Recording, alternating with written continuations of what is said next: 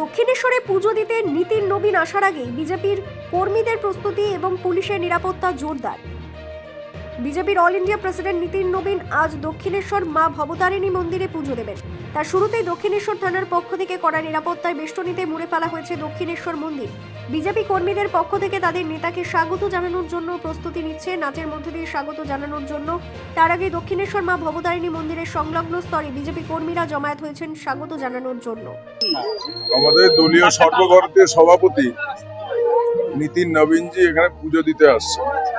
সর্বভারতীয় সভাপতি আসলে আমাদের দলীয় কর্মীদের মধ্যে একটা উন্মাদনা হয়, তো সেই জন্য সবাই এসছে। এখানে উনি পুজো দেবেন দলীয় সভাপতি হিসেবে। বাংলার মানুষের যাতে শান্তি, সমৃদ্ধি এবং সুস্থিতি আসে সেই জন্য পুজো দেবেন। আর পুজো দেওয়ার পরে এখান থেকে উনি ফিরে যাবেন অন্যান্য কর্মসূচিতে। সেই জন্যই মানুষ এসছে, সাধারণ মানুষ এসছে ওদের সঙ্গে দেখা করতে।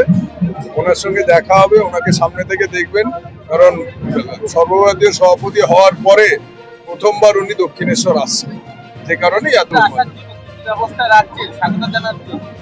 এখন সবাই এগুলো তো এখন প্রশাসন দেখে, এগুলো তো আমাদের দেখার কথা না। প্রশাসন দেখে, পুরোটা প্রশাসনের মতো করেছে। আর আমাদের লোকেরা সুশৃঙ্খল ভাবে দেখতেই পাচ্ছেন দাঁড়িয়ে রয়েছে, সবাই খুব উৎসাহী।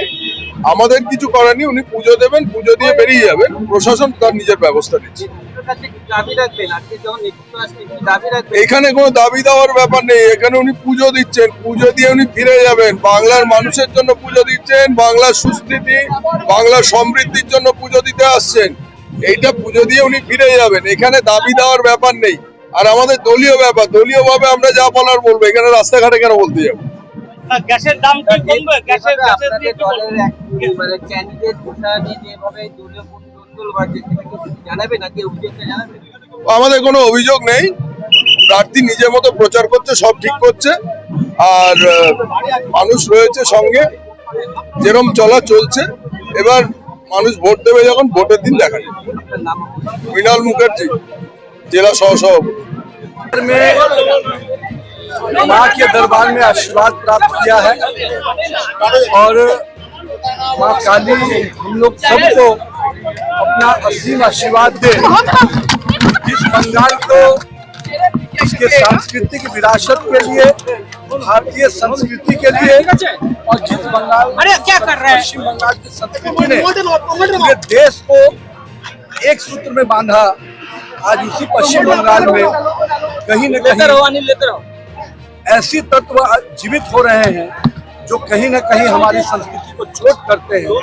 आज हमारे यहाँ नमाज पढ़ने का इजाजत मिलता है, पर माँ की पूजा करने के लिए पंडाल का अनुमति हाईकोर्ट से लाना पड़ता है।